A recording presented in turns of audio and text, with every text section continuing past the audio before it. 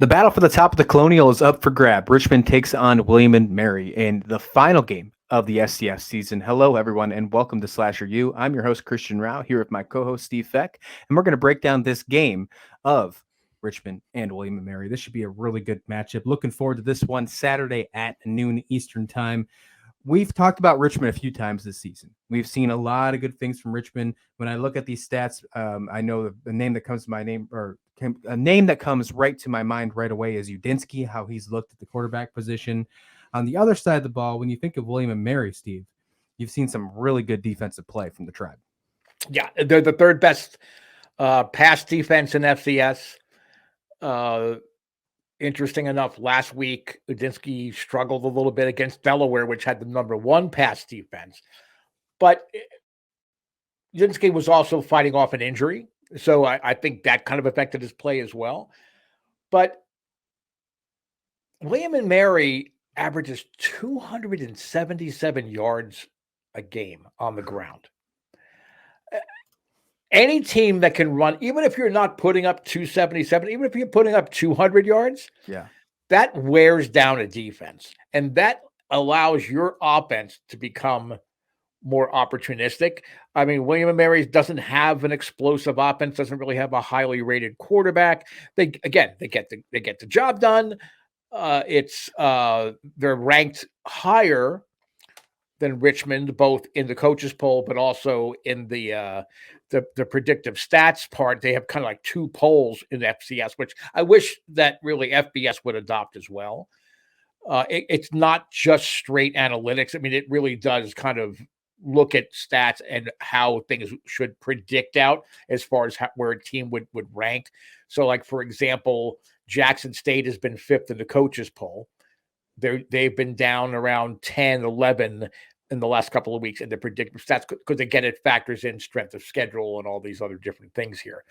But if you're throwing for 2,872 yards and 22 touchdowns, you're going to find a way to score. So I think in this game, really, Udinsky's not going to put up monster numbers, but he's going to be able to put up enough points that I really think that they're going to overcome William and Mary's pass defense, and their front line is also pretty good for William and Mary. They're an overall good defensive football team. It's for the Capital Cup, which is one of the oldest rivalries in college football. So emotions are going to run high. Even if the records are bad, the emotions are going to run high.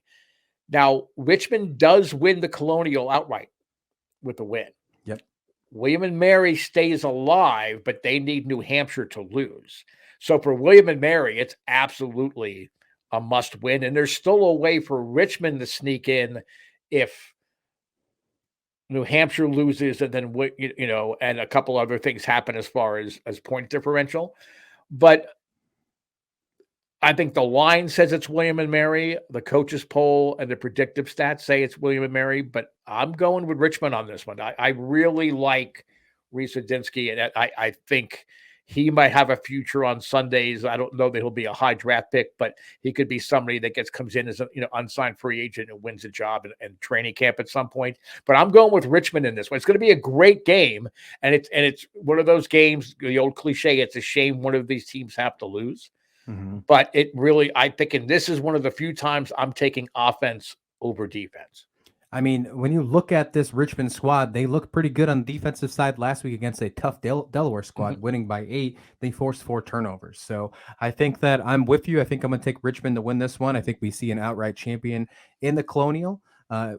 Both teams have beat Delaware. I mean, that's a good way to look at it, but William and Mary has lost to New Hampshire. New Hampshire's got to play not a great team in Maine. So if William and Mary found a way to get this win, I think we would see New Hampshire win the Colonial. I think that would be an easy way. So if you want the winner of the Colonial to be a victor of this game, you're rooting for Richmond in this one. I think it happens. I think we see that. The only issue I see, and it's a concern for Richmond, if you look at last week's stats, is they had a lot of penalties. They had 7 penalties compared to Delaware's only 1.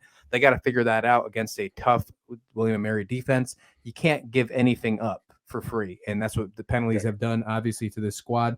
And they didn't have a lot of first downs either. So if they can find a way to move those markers a little more, they I mean, they still look pretty good throughout the air. They threw for over 300 yards, limited to Delaware for under 200. So something to keep in mind there. But I'm with you. I'm going to take Richmond as well. What are your thoughts? Let us know in the comments below. Hit us up in the comments. Hit that like button. Hit that subscribe. And as always, thank you for watching SlasherU.